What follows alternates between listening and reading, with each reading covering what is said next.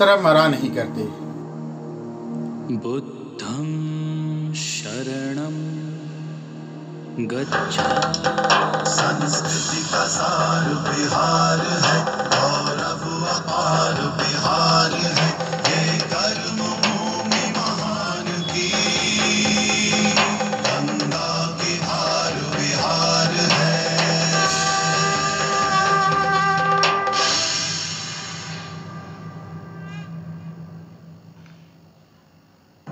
भारतवर्ष का सबसे गौरवशाली साम्राज्य मगध और 2500 साल से मगध की राजधानी पाटलिपुत्र।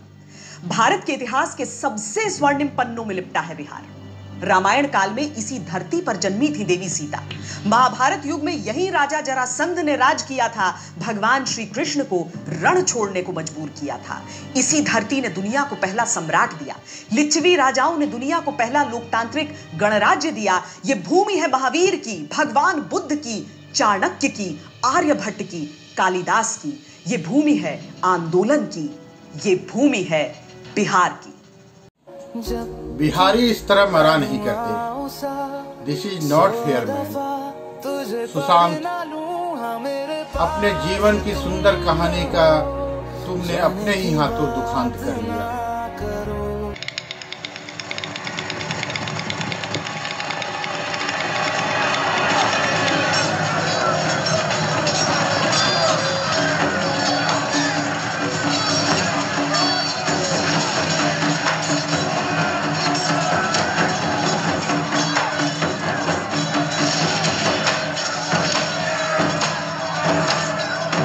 आज से करीब 2500 साल पहले की बात है। मगध का एक राजा था, उसका नाम था अजातशत्रु। अजातशत्रु जितना वीर था उतना ही क्रूर भी। उसने राजा बनने के लिए अपने पिता बिंबिसार को ही बंदी बना लिया। न सिर्फ अजातशत्रु ने उनको जेल में बंद किया बल्कि उनकी हत्या भी कर दी थी। राजा बिंबिसार को यह बात मालूम पड़ गया कि मेरे लिए जेल बनवाया जा रहा है। उन्होंने अपने प्रस्ताव रखे कि ठीक है भाई, मेरे लिए तो जेल बनवा ही रहे हो, परंतु ऐसा जगह जेल होना चाहिए मेरे लिए जहाँ पर प्रतिदिन भगवान बुद्ध का दर्शन होता रहे। अजातशत्रु जब राजा बना था तब मगध केवल गंगा के दक्षिण तक ही सीमित था। अजातशत्रु अपने राज्य के विस्तार के लिए आसपास के शांतिप्रिय राज्यों पर आक्रमण करने लगा।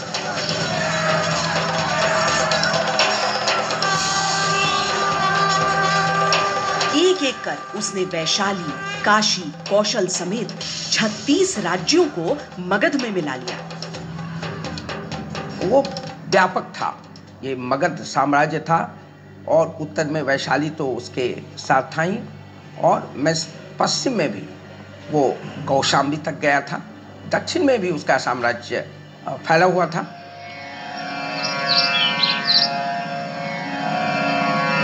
लगभग इसी वक्त पर बिहार की भूमि पर साथ साथ भगवान महावीर और गौतम बुद्ध का वास था। शरणं गच्छामि।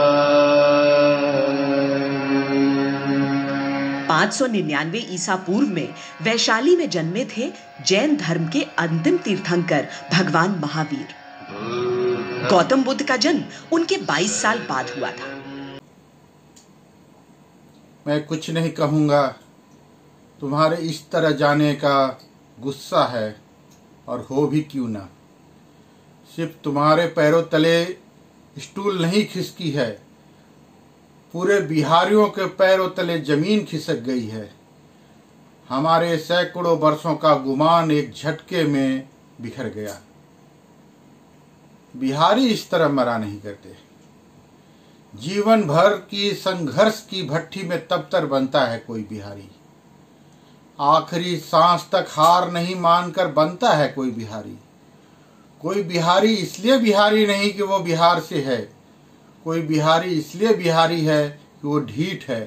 पैदा होने से लेकर आज तक उसने ऐसी विपरीत परिस्थितियों में खुद को संभाला है कि इन सब बातों को वो दिलों से नहीं लगाता। ऐसा नहीं कि वो कमज़ोर है। कोई बिहारी जब हथौड़ी छेनी उठा लेता है तो पहाड़ का घमंड तोड़कर ही रुकता है। वह कहीं धूप में रिक्शा खींचता है, ईंटें ढो लेता है, कहीं रेहड़ियाँ लगा लेता है, लेकिन हार नहीं मानता। विपरीत परिस्थितियों में भी डटा रहता है। कई सरकारें आई और कई सरकारें गई, लेकिन संघर्ष हमारा कभी कम नहीं हुआ। हम संघर्ष को ही अपने हाथों की लकीर मान बैठे। घर से पटना, पटना से दिल्ली, मुंबई, बंगलोर जहाँ भी गए वहाँ के माहौल में अपने आप को ढाल लिया। यहाँ तक कि कोरोना जैसी वैश्विक महामारी में भी जब दिल्ली, मुंबई, गुजरात की सरकारें ने हमें पहचानने से इनकार कर दिया, तो हमने एक लंबी सांस ली और अपना झोला समेटा और पैदल ही निकल पड़ा। भारतीय सेना के फौलादी हौसले, शेर जैसी ताकत, जमीन और आसमान को एक कर देने वाला जुनून भारत की सेना को पूरी दुनिया में सर्वाधिक महान बनाता है। भारतीय सेना गौरवपूर्ण इतिहास से लिपटी हुई है। कोई भी ओर हो, कोई भी छोर हो, भारत की सेना वहां अपने 56 इंची सीने के साथ तैनात दिखाई देती है। इसी सेना के इतिहास के साथ बिहार रेजिमेंट का भी इतिहास बहुत गौरवमयी है। बिहार रेजिमेंट सेंटर का भारतीय थल सेना में नामकरण वैसे तो बहुत नया है, फिर भी इतिहास में जब से सिकंदर ने भारत पर आक्रमण किया तब से इसका नाम स्वर्ण अक्षरों में अंकित है। इस रेजिमेंट के रणबांकुरे जवान उसी प्राचीन मगध साम्राज्य से संबंधित हैं, जिनका नाम सुनकर महान से महान योद्धा भी थरथरा उठते थे।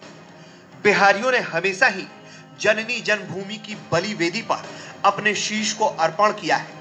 मातृभूमि को गुलामी की जंजीरों से मुक्त कराने वालों में इन्होंने अपना नाम अपने रक्त से लिखा है।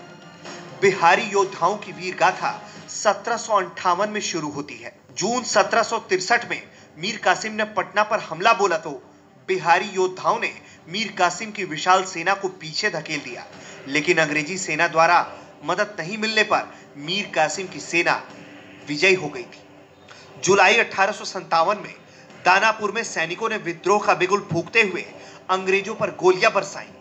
हथियार और ध्वज लेकर सैनिक जगदीशपुर चले गए और बाबू कुंवर सिंह के साथ शामिल हो गए। इन सैनिकों के साथ मिलकर बाबू कुंवर सिंह ने अंग्रेजों की सेना को शिकस्त देकर आरा पर कब्जा कर लिया। बिहार रेजिमेंट के योद्धाओं ने दूसरे विश्व युद्ध की लड़ाई भी लड़ी थी। द्वितीय विश्व युद्ध के दौरान रेजिमेंट के प्रथम बिहार बटालियन के जवानों ने वर्मा की लड़ाई में सक्रिय रूप से भाग लिया।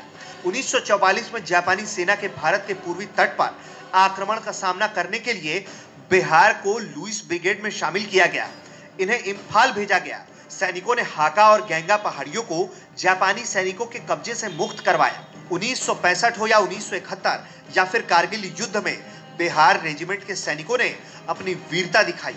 15 सितंबर 1941 को 11वीं और 19वीं हैदराबाद रेजिमेंट को मिलाकर जमशेदपुर में बिहार रेजिमेंट की पहली बटालियन बनी। आगरा में 1 दिसंबर 1942 को दूसरी बटालियन का गठन हुआ। 1945 में आगरा में बिहार रेजिमेंटल सेंटर बना। 2 मार्च 1949 को बिहार रेजिमेंटल सेंटर को दानापुर में स्थानांतरित किया गया। बिहार की राजधानी पटना के पास दानापुर में बिहार रेजिमेंट का मुख्यालय है। दानापुर के आर्मी कैंटोनमेंट को देश का दूसरा सबसे बड़ा कैंटोनमेंट होने का गर्व हासिल है। कहीं आग बरसाता मौसम तो कहीं डंडे बरसाते पुलिस वाले, लेकिन सबको झेलकर हम बिहारी घर को लौट आए। ऐसा राज्य जहां पर व्यक्ति न्यूनतम मजदूरी आय बहुत न्यूनतम है और वहां करने को कुछ काम मिलेगा कि नहीं मिलेगा ये भी पता नहीं, लेकिन वो डटा रहा और अड़ा रहा। सुशांत, तुम शायद कोसी क्षेत्र के थे ना? वहां के बच्चे भी बाढ़ में को भयानक त्रादसी में चुल्लू में भरकर पी जाते हैं। इससे भी बड़ी त्रादसी थी क्या तुम्हारे जीवन में? ऐसा कदम तुम्हें उठाना पड़ा। तुम आदर्श थे हम बिहारियों के। तुम्हारी लाइफ, तुम्हारा संघर्ष, तुम्हारी सफलता सबको हमने सर आंखों से लगाया था। मैं इस पर विशेष कुछ नहीं कहना चाहूँगा। बस इस बात का गुस्सा है कि तुम्हारे जाने, इस तरह जाने का गुस्सा। मैं कहना चाहता हूँ, this is not fair man. Bihari इस तरह मरा नहीं करते।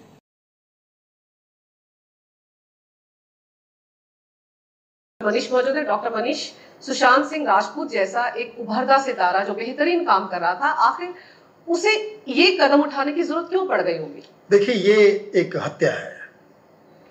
ये हत्या है बॉलीवुड के सिस्टम के द्वारा।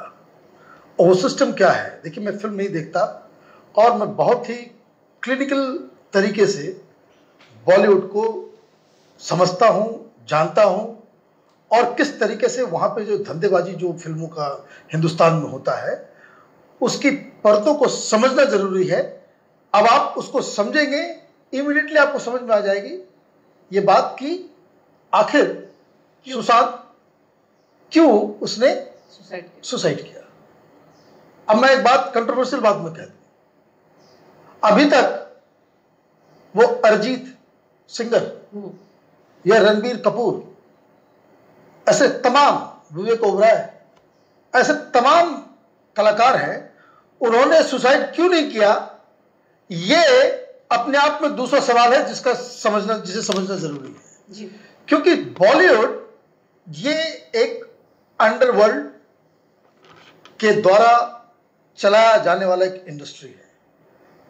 यहां माफिया है, यहां ड्रग एडिक्ट्स हैं, ड्रग का धंधा है, यहां प्रॉपर्टी, पैसा, हवाला, दुनिया का कोई प्रोस्टिट्यूशन, दुनिया का ऐसा कोई भी बीमारी नहीं है जो इस इंडस्ट्री को नहीं लगी हुई हो।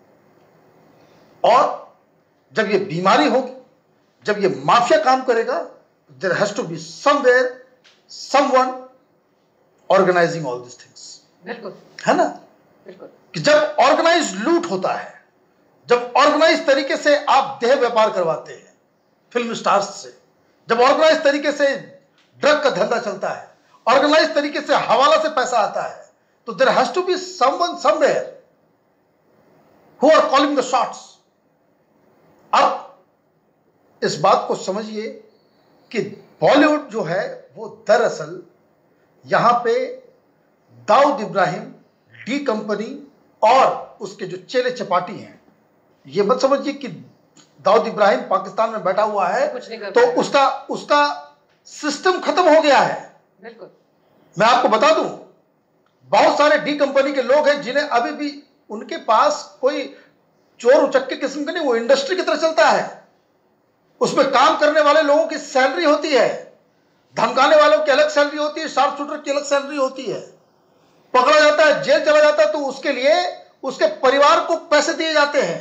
कहने का मतलब यह है कि ये पूरा जो अंडरवर्ल्ड का जो तंत्र है वो बहुत ही ज्यादा ऑर्गेनाइज्ड है और ये सबको पता है। वर्तमान में जो वहां पे चीफ मिनिस्टर हैं उद्धव ठाकरे, उनको भी मालूम है। एनसीपी के सारे लीडर को थोड़ा ज्यादा ही अच्छे तरीके से पता है क्योंकि उनको उसका संरक्षण मिला हुआ है।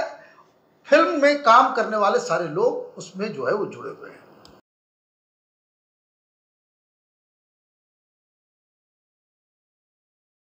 नमस्कार। पहले हम एक YouTube का वीडियो आपको दिखा दें, देन वी विल स्टार्ट। आज का विषय है बिहार। सिर्फ बिहार नहीं, बिहार तो एक स्टेट ही है। आज हम लोग पूरा देश लेकर बात कर रहे हैं, बट पहले इनको सुन लीजिए। कि संस्कृति से कोई रास्ता नहीं है, आपके रिलीजियस सेंटिमेंट हर्ट्स हो उससे कोई मतलब नहीं है। हाँ, सिर्फ एक ही चीज है कि हमको जो है एक एंगल देना है, एक डिफरेंट एंगल देना है। अब जब तक हम उसको इग्नोर कर रहे हैं तब तक वो हमें एब्जॉर्ब करने के लिए दिया जाता है, दिया जा रहा है और दिया जाता रहेगा। परंतु आज जो एक मोमेंट शुरू हुआ है, हमें अपने आप को बॉलीवुड का रहनुमा समझने वाले लोगों को एक आईना दिखाने की जरूरत है कि आप एंटरटेनमेंट के नाम पर एजेंडा नहीं चलाएंगे। जो चीज जैसी है आप उसको दिखाइए, तभी ये चीजें चल सकती हैं। परंतु जो अभी तक हमारे देश में चल रहा है ये बहुत ही दुखद है। लोग कंट्रोवर्सी पैदा करते हैं, उसके बाद एक मार्केटिंग प्लान बनाते हैं और स्टार किड्स को प्रमोट करते हैं। देखिए, स्टार किड्स होना और स्टार किड्स के फिल्मों में आने से किसी को आपत्ति नहीं है, क्योंकि इस देश में पिछले 70 सालों से राजनीतिक में भी स्टार किड्स ही आ रहे हैं और एंटरटेनमेंट में भी स्टार किड्स ही आ रहे हैं। हो सकता है किसी के अंदर टैलेंट हो। आज मैं आपको एक छोटा सा कंपैरिजन बताता हूँ। आज आप YouTube उठा के देखिए, YouTube के अंदर आपको एक से एक कंटेंट क्रिएटर मिलेंगे, है ना। हर्ष बेनीवाल, आप उठाइए, कितने सारे यूट्यूबर हैं, यंग टैलेंट है, जिन्होंने रातों रात अपने आप को प्रूव किया है। आज फिल्म फ्रेटर्निटी की मजबूरी है कि उन YouTube के कंटेंट क्रिएटर्स को आज फिल्मों में लिया जा रहा है, because they are crowd pullers. Forget about crowd pulling, आप उनका टैलेंट देखिए, उनके पीछे कौन सी डायरेक्शन फैसिलिटी है, उनके पीछे कौन सी प्रोड्यूसिंग फैसिलिटी है, या उनके पीछे कौन सा इतना बड़ा इंफ्रास्ट्रक्चर है कि वो क्या कर रहे हैं। आप बीबी के वाइस भुवन बाम को देख लीजिए, इसके बाद क्या और बोलने का जरूरत है। जो what is YouTube, what is TV, what is Mumbai film industry, हम लोग वहां से शुरू करेंगे जहां से लोग बाग शुरू नहीं करना चाहते हैं। लोग बाग रिपोर्ट कर कर भूल जाते हैं कि उनका और भी कुछ काम है। हम लोग वहां से शुरू करेंगे जहां से हम लोग समझते हैं कि इसका कोई सॉल्यूशन भी था। आपको क्या इंडिया के बारे में मालूम नहीं है? हम हर IPS ऑफिसर, हर पुलिस ऑफिसर, हर MP, हर PM, हर MLA, हर सिटीजन से पूछ रहे हैं, आपको क्या इंडिया के बारे में मालूम नहीं है? आज सुशांत सिंह का डेथ हो गया, उसके बाद बॉम्बे इज डार्क, उधर ये चलता है, उधर वो चलता है, उधर प्रोस्टिट्यूशन होता है, उधर देह का व्यवसाय होता है, उधर और भी बहुत कुछ होता है। दाऊद पैसा बेचते हैं, दाऊद उधर हैं बोलकर सबको मालूम है। इंडियन गवर्नमेंट के पास, रॉ के पास, निया के पास ऐसा कोई इंफॉर्मेशन नहीं है जो हो नहीं सकता, क्योंकि स्पाई नेटवर्क आज से तो नहीं, हजारों सालों से चल रहा है। So everybody knows. हम लोग को, सिटीजन लोग को मालूम नहीं है। तो हमारा जो ये देश है वो 3-4 भाग में डिवाइडेड है। एक है जो ब्यूरोक्रेट्स, जो लोग फाइल उल्टाते हैं, नहीं उल्टाते हैं, कोई फाइल उल्टाने में 5 साल लग जाता है, तब 500 करोड़ ट्रांसफर होता है तो एक दिन में उलट जाता है। ये है ब्यूरोक्रेसी का एंगल है। सब कोई का चोर होते हैं नहीं, कुछ आदमी होते हैं। ये कुछ आदमी ही देश को आगे ले जाते हैं या पीछे ले जाते हैं। Government has no idea about India. Any government, you look at any government has no idea about India। हमें बोल रहे क्यों हैं? सोचिए, आपने 3000 करोड़ का एक स्टैचू बनाया है, जबकि इंडिया एक है ये नहीं। उसका 29 स्टेट डिवाइडेड है, उसका 29 लैंग्वेज डिवाइडेड है, उसके कस्टम्स डिवाइडेड हैं। साउथ नॉर्थ को नहीं पूछता, नॉर्थ मिडिल ईस्ट को नहीं पूछता, मिडिल बंगाल को नहीं पूछता, बंगाल उड़ीसा को नहीं पूछता। तो आपको नहीं लगता जो सबसे पहले जो देश के राइटर्स हैं, पोएट्स हैं, डायरेक्टर्स हैं, प्रोड्यूसर्स हैं, इनका एक फ्रेटर्निटी होना चाहिए जिसके हाथ में आप हर महीना 100 करोड़ देंगे इंडिया को यूनाइट करने के लिए? तभी तो ये बात खत्म हो जाता। आज सुशांत सिंह का डेथ हो गया, सपोज कीजिए किसी 3-4 आदमी को जेल में भी भेज दिया गया, क्या फर्क पड़ेगा? आपने किसी क्रिमिनल को जेल में भेज के हैंग कर दिया, सिस्टम तो वहीं का वहीं रहा, तो फिर भी कांटेक्ट करेगा, पैसा भेजेगा, and the system will take off. वो बोलते थे ना अमिताभ बच्चन, हम जहां से खड़े होते हैं वहां से लाइन शुरू होता है, तो अमिताभ को किसी ने हटा दिया और कोई आके खड़ा हो जाएगा, फिर उधर से लाइन शुरू हो जाएगा। डायलॉग्स बड़े अच्छे होते हैं, डायलॉग्स के भी सुनने में तब के जमाने में, तब के वक्त बहुत अच्छे लगते हैं, बाद में आके इनका इम्प्लीकेशंस कम हो जाता है। हिंदी फिल्म हमने देखना बंद कर दिया था। क्यों बंद कर दिया था? क्योंकि हमको लगता था they are producing trash, they are selling trash.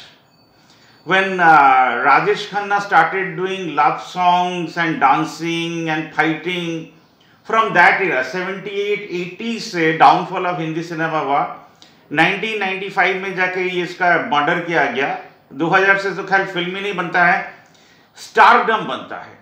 हम जब भी वो what do call that police inspector का जो रोल सब आता है, जो वो मार रहा है, गाड़ी 10 फुट जा रहा है, it has nothing to do with reality. तो हम सोचे थे शायद हिंदी फिल्म का डेथ हो गया होगा। तो yesterday I was watching को पीछे and another film of Sushant Singh that was hit, but the problem is जो वो YouTube में है नहीं। अभी हमको नाम याद नहीं आ रहा, तो हम आपको नाम डिस्प्ले कर देंगे। That was a beautiful film। Students लोग का एस्पिरेशन क्या है कि इंजीनियर कॉलेज में जाके इंजीनियरिंग स्टूडेंट्स लोग के साथ होता क्या है, जब वो क्राइसिस में पढ़ते हैं तो पुराने दोस्त को वो बुला सकते हैं कि नहीं, यही लेके तो सिनेमा बनना चाहिए। ट्रेकिंग है, ऑयल फील्ड्स है, माइनिंग्स है, दिहाड़ी मजदूर जो काम करने जाते हैं, यही तो सब्जेक्ट है जो 70s के पहले बनता था। Basu Chatterjee, then Mrinal Sen, Satyajit Ray, Ritwik Ghatak, they used to make films which was India, एक अकेला इस शहर में, that was India. India got lost in Mumbai film industry. ये तो समझ में आता है जो फैशन शो होने के लिए सिनेमा बनता है, सिनेमा के लिए सिनेमा नहीं बनता। इसलिए YouTube channel was demand of the people. YouTube आज ऐसे ही हिट नहीं हुआ है। आज लोग बाग सुनते क्यों हैं यूट्यूब को? बिकॉज उधर कंटेंट मिलता है, इंडिया को मिलता है। हम अब कुछ क्वेश्चन आपके लोगों के सामने रख रहे हैं कि why no government has any idea about India. आपने काशी का नाम सुना है, वाराणसी का नाम सुना है, अभी तो पीएम उधर से है, रिप्रेजेंट करते हैं एज एन एमपी। उसके बाद तो वो पीएम बने, पहले तो एमपी बनना जरूरी है। उधर विडोज ऑफ इंडिया रहती हैं, जो देश की विधवा बन जाती हैं, मैक्सिमम विडोज काशी में चली जाती हैं। 38,000 का ये एक फिगर है, जो आप यूट्यूब खोल के विडोज ऑफ वाराणसी अगर टाइप कीजिएगा तो ये यूट्यूब आ जाएगा। एक्चुअली होता क्या है, आप लोग जो इसको देखने जाती हैं तब हम लोग डोनेट करते हैं, तो उस पैसे से उधर के कुछ बिजनेसमैन भी डोनेट करते होंगे, इंडिया के कई तरीके से पैसा आता भी होगा। But have you heard Indian government donating for mothers of India? Indian government having any scheme for mothers of India? तो जय माता दी, भारत माता की जय, ये तो सब बकवास हो गया ना, ये स्लोगन सब। इन्होंने ही प्रूफ कर दिया कि ये बकवास है। इसलिए मां सीता का स्टैचू नहीं बना। किसका स्टैचू बना? ताकि हम लोग पॉलिटिकल माइलेज ले सके कि कांग्रेस ने नहीं बनाया। The question of and is unity. तो आपने भारतवर्ष के किसी राइटर को यह सम्मान दिया क्या कि हमको भारतवर्ष को यूनाइट करना है? हमको 29 स्टेट से एक एक आदमी चाहिए जो इंडिया को लेके काम करेंगे। नेहरू जी ने लिखा था भारत एक खोज। हम लोग भविष्य के भारत का खोज करने के लिए ये 29 writer, poets of the world of India and the world too will come on a platform. BJP government will give 100 crore every month. आप लोगों का सैलरी कहीं 2 से 3 लाख रुपया होगा, बाद में कि you spend on India. How to unite India? नहीं, इन्होंने विश्वास नहीं किया। इन्होंने किसी के ऊपर विश्वास नहीं किया। आप कोरोना के टाइम में देखिए, nobody is out. Even Amit Shah was out for 60 days. He appeared after 60 days. And PM जी ने कोई प्रेस कॉन्फ्रेंस भी नहीं किया, because he does not represent democracy of India. He is not even a democratic force. वो बोलना शुरू करते हैं हिंदी में इतना बढ़िया तरीके से कि आप you will end up not knowing what he wants to say. Yesterday he was speaking on China का वार बोलने के जगह में ये सुनाई पड़ रहा था कि आप लोग योगा करो। योगा करने के लिए योगा टीचर है, और जिनको लगता है इंडियन इंटेलिजेंस इतना स्मार्ट है, वो फिट रहने के लिए क्या करेगा उनको मालूम है। We don't need an advice from the prime minister. LOC में सैटेलाइट का पिक्चर्स क्या कर रहे थे, लेजर रे यूज क्यों नहीं किया गया, गन्स क्यों नहीं यूज किया गया? There are many questions. तो गवर्नमेंट क्या नहीं जानता, ये हमने शुरू किया। जो मदर्स लोग के लिए कोई प्लान ही नहीं है, सिर्फ स्लोगन्स ही है। ये नेशनलिज्म होता क्या है? नेशनलिज्म ये होता है कि आप नेशन का कोई भी प्रॉब्लम सॉल्व ना कीजिए, पुराना जो पार्टी है उसी का फॉल्ट पकड़ते रहिए, ताकि आपका कोई फॉल्ट नहीं पकड़ेगा, ताकि आपको काम भी नहीं करना पड़ेगा। सिटीजन लोग का भी कोई काम है नहीं, उनको लगता है वोट देने से हो जाएगा। सीपीएम ने, कम्युनिस्ट, हम सीपीएम बोलना भूल होगा, कम्युनिस्ट ने बहुत बढ़िया काम किया ताकि कुछ काम ही नहीं करना पड़े। वो अभी भी सिंगूर से नवान्न तक हट रहे हैं ये बोलकर कि नौकरी दे दो, आलू का दाम कमा दो, पेट्रोल का दाम कमा दो। वो आके फिर वापस चले जाते हैं, फिर 1 महीना बाद फिर से वो पैदल चलने लग जाते हैं, रास्ता वास्ता बंद हो जाता है। तो हमको लगा शायद ये भी एक वे होगा, किंतु ये नहीं बोलते हैं अगर 3 महीने के अंदर नहीं हुआ तो इस मिनिस्टर को रिजाइन देना पड़ेगा। अगर वो रिजाइन नहीं देते तो उसके घर के सामने हम लोग बैठकर, और उठेंगे ही नहीं जब तक उसका रेजिग्नेशन नहीं आएगा, तो वो घर से नहीं निकल सकेगा, उसके घर में कोई नहीं घुस सकेगा। ऐसा कभी हुआ नहीं इंडिया में, ऐसा कोई प्रोटेस्ट भी नहीं हुआ, इसलिए नेताजी का आइडिया भी अभी तक एस्टैब्लिश्ड नहीं हुआ। अब we will come to second point of Bihar. Muzaffarpur में एक रिफॉर्म होम था जहां पर बच्चे लड़कियां रहती थी। आपको मालूम है उधर क्या क्या हुआ?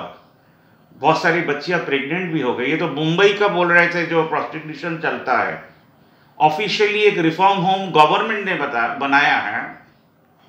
तो गवर्नमेंट के होम में क्या लड़कियों अगर सेफ नहीं है, उस देश का गवर्नमेंट का कोई भी वॉर लड़ सकता है? ये क्वेश्चन आज हम लोग क्यों नहीं करेंगे एक दूसरे को? तो गवर्नमेंट हैज नो आइडिया। जब बच्चे लोग मर रहे थे हॉस्पिटल्स में, तब आपने क्या ये क्वेश्चन किया था जो हमारा हॉस्पिटल एसी क्यों नहीं है, हमारा हॉस्पिटल सिक्योर्ड क्यों नहीं है? हमारे हॉस्पिटल में सिटीजन को जाकर, जो लोग वोट देकर एक गवर्नमेंट बनाते हैं, by the people, of the people, for the people, citizen ही तो बनाते हैं। बाय द पीपल मैंने हम लोगों ने बनाया है, फॉर द पीपल हमारे लिए हुआ है, ऑफ द पीपल मैंने हमारे लिए ही है। मोदी जी कोई भगवान तो है नहीं, आदमी ही है। अमित जी भी आदमी है। तो इनके जितने 303 आदमी है सब आदमी ही हैं, देश के सिटीजन ही हैं। तो इन लोगों ने बिहार का जब ये हुआ केस, इंडिया में तो ऐसे बहुत सारे होम्स होंगे, तो हर जगह क्या सीसीटीवी लगाया कि citizens will keep control of that? No. Why they do not take citizens into confidence? जिसे ये वोट मांगते हैं, वोट मांगकर एमपी एमएलए बनते हैं, अपना दायित्व लेते हैं, because they know they are doing whatever they are doing, they are not doing right. That's why कोई भी एनजीओ को लेकर, कोई भी ह्यूमन राइट्स संस्था को लेकर ये लोग काम नहीं करना चाहते हैं। ये लोग डरते हैं कि एनजीओ क्वेश्चन करेगा, हमारे जैसा चैनल क्वेश्चन करेगा, ह्यूमन राइट क्वेश्चन करेगा, और क्वेश्चन करता ही रहेगा। इस डर के कारण ये लोग बोलना चाहते हैं कि एनजीओ आर एंटी नेशनल्स। आप किसी को क्वेश्चन कर रहे हैं, आप सोचिए आप फादर हैं, आप अपने बेटे को बकते नहीं है, आप अपनी बेटी को बकते नहीं है अगर वो कुछ गलत काम करता हो। आप तो बकते होंगे जरूर, बट होता क्या है एक्चुअली? आप घर में तो बक सकते हैं, आप पाड़े के क्लब में क्वेश्चन रेस कर सकते हैं, आप जो लायंस क्लब, रोटरी क्लब करते हैं उधर भी जाके आप क्वेश्चन कर सकते हैं, but you can not ask government A question. एक प्रेग्नेंट लेडी को उन लोग अरेस्ट कर लेते हैं, एक औरत को उन लोग अरेस्ट कर लेते हैं जो वाराणसी के ऊपर न्यूज करने के लिए गई थी। हमारे देश में विकलांग हैं, डिसेबल पीपल। आपने गवर्नमेंट को कभी सुना है ऐसा कोई प्लान भी बनाया हो जो इनको रजिस्टर्ड करके इनको महीने का हेल्प भेजना है? कोरोना के टाइम में नहीं, नॉर्मल टाइम में कोई भी स्टेट गवर्नमेंट, कोई भी सेंट्रल गवर्नमेंट अभी तक जो रूल आया है, ये तो लास्ट 6 साल से नेशनलिज्म का वर्ड लाए हैं सामने, ताकि इनको कुछ ना करना पड़े, सबको एंटी सोशल बोल दो और हमको कुछ काम नहीं करना है। That was their aim. इसलिए इन्होंने डिसेबल आदमी लोग को लेकर सोचा ही नहीं, जो इनके लिए एक ऐप बनाए। आरोग्य बिकम वेरी इंपॉर्टेंट। क्यों? आपको हॉस्पिटल में जाके आपको फीस देना है, तो आपने पैंडेमिक ही क्यों एग्जीक्यूट किया? बोला ही क्यों? अगर ये गवर्नमेंट का दायित्व है इकोनॉमी को बंद कर देना, तब तो आप ही को खिलाना पड़ेगा। तो आप उठा दीजिए लॉकडाउन, सब कुछ नॉर्मल कर दीजिए, बोल दीजिए ये देश सिटीजन लोग का है, सिटीजन लोग समझ लें, डॉक्टर लोग चला ले, हम लोग स्टैच्यू ऑफ यूनिटी बनाएंगे और ही करके हंसते रहेंगे, क्योंकि हमारा तो कोई काम है नहीं। ये इतने इनएफिशिएंट है, इतने मिसमैनेजमेंट है। जब वो पार्लियामेंट से बोल रहे थे कि सीएए में किसी इंडियन का कोई प्रॉब्लम नहीं होगा, तो 19 लाख आदमी अभी असम में ही करके हंस रहा है डी वोटर होकर। उनको ये नहीं मालूम है उनका फ्यूचर क्या है। अगर कोई पार्टी जो कंपनी के टाइप चलता हो, उसको अगर यही नहीं मालूम है इंडिया क्या है, तो ये यही काम करते रहेंगे, मिसमैनेज ही करते रहेंगे। इनके मिसमैनेजमेंट के कारण करोड़ों आदमी रास्ते में चलते रहे, दिहाड़ी मजदूर। कोई संगठन जो नेशनलिस्ट संगठन है इनके पास नहीं खड़ा होगा। अभी आप बोलेंगे इसमें हिंदू था या मुस्लिम था, इंडियंस थे। ये अगर हिंदू भी खोजते थे तो हम पकड़ के चले, जो 1 करोड़ आदमी हटा होगा, तो अगर हम 20% मुस्लिम को पकड़ भी ले तो 80 लाख हिंदू थे। इन्होंने किसी को नहीं खिलाया। ये नेशनलिज्म बोलते रहे और वीडियो कुछ रिलीज करते रहे, इतना खाना बन रहा है, उतना खाना बन रहा है। ये तो आपके गलती के लिए बन रहा है। आप अगर पैसा ट्रांसफर कर देते तो आपको खाना बनाना ही नहीं पड़ता, इतने सारे काम करने नहीं पड़ते, because you have no idea. आपने आरोग्य सेतु लेके बोलना शुरू किया, आपने यही नहीं बोला जो गवर्नमेंट होता क्या है। डिसेबिलिटी लेके गवर्नमेंट का कोई स्टैंड ही नहीं है। अब आते फार्मर्स प्लान, 500 रुपया मैंने एक तो सेंट्रल बाइंग सिस्टम उठा दिया, अब वो उधर लेके जाएगा तो वो बोलेंगे जा तू जहाँ मर्जी जाना है जा, फिर उसको वो अपने जगह से निकालेगा, बाहर जाके जो इधर 500 रुपया जो भी मिलता था बाहर में 400 रुपये में उससे खरीदेगा। तो इन्होंने फार्मर लोग का पीछे बांस दे दिया है। हमारे देश में करीबन लाखों अंधे पैदा होते हैं, जिनको अगर आई मिल जाता तो ये प्रॉब्लम सॉल्व हो जाता। आई डोनेशन का लेकर, आई डोनेशन जिन लोग करवाते हैं इनके साथ मिलकर इनका कोई भी प्लान नहीं है, because government has no idea about India. Body दान, अंग दान जो हम लोग करते हैं, कोई किडनी दे देता है, बेचता है या दान दे देता है, तो गवर्नमेंट ऑफ इंडिया ने 100 रुपया सबके लिए अलॉट नहीं किया। जो हम लोग 100 रुपया दे रहे हैं, आप भी 100 रुपया दीजिए, 200 रुपया हो गए, तो 3000 आदमी का 200 रुपया जो होता है that becomes 6 lakhs per month. तो आप लोग ये नॉर्मल कोर्स में करते जाइए, जो भी बॉडी दान करेगा, जो भी अंग दान करेगा, the government of India will pay 7 lakhs and it will sell. जिसको ये सेल कर रहे होंगे उसको 10 लाख में सेल कर देंगे, उसका भी लोग इंश्योरेंस करा सकते हैं ताकि उसको भी 10 लाख नहीं देना पड़े, इंश्योरेंस कंपनी दे दे। गवर्नमेंट के किसी आदमी ने ये सोचा भी नहीं, इंडिया में ये हुआ भी नहीं। आई डोनेशन आज तक हुआ नहीं, बॉडी दान अभी तक हुआ नहीं। सबसे बड़ा काम जो 70 साल से इंदिरा गांधी बोल के आ रही हैं, जो हम लोग इस देश के गरीब को बड़ा आदमी बना देंगे, तो कोई इन्होंने प्लान भी नहीं किया। जो हर महीना हम लोग शराब का जो कलेक्शन होता है उसके 50% पैसे से एक आदमी को 5 लाख रुपया दे देंगे और उसको इनकम का व्यवस्था कर देंगे मनरेगा स्कीम से या मंदिर रिलेटेड कोई काम से, ताकि ये लोग हर दिन इनकम भी कर सके। 100 दिन का जो काम है 300 रुपीज या 500 रुपीज पर डे, और हम लोग 5 लाख रुपया देंगे from the collection of taxes. वो ब्लैक मनी को वापस लाके स्विट्जरलैंड से वो बड़ा बड़ा डायलॉग बोलकर नहीं, हमारे देश के आदमी इतने इनको पैसा देते हैं। ये कोरोना के टाइम में ये लोग हॉस्पिटल्स, बेड्स, फाइनेंसिंग पीपल नहीं किए, इन लोगों ने रास्ता बनाया, इन लोगों ने प्लेन किया, खरीदा। इसका मतलब इनको देश के बारे में मिनिमम आइडिया जो होना चाहिए है नहीं। का बीच बीच में हमको ये क्वेश्चन आता है, जो लोग बीजेपी करते हैं, माने जो फॉलोअर्स हैं, तो इनको ये क्यों नहीं लगा जो हम लोग जो ट्रेड यूनियन करते हैं, हम लोग 100 रुपया महीना सेट कर दें, ये वैश्य समाज है, बिजनेस समाज है, इनका पता नहीं कितने कितने सारे समाज हैं, तो हम लोग ये पैसा उठाकर देश के आदमी लोगों को दे, क्योंकि because they never love the country. इन लोगों ने कंट्री में इनको लव नहीं किया, सिर्फ एक स्लोगन सामने डाल दिया।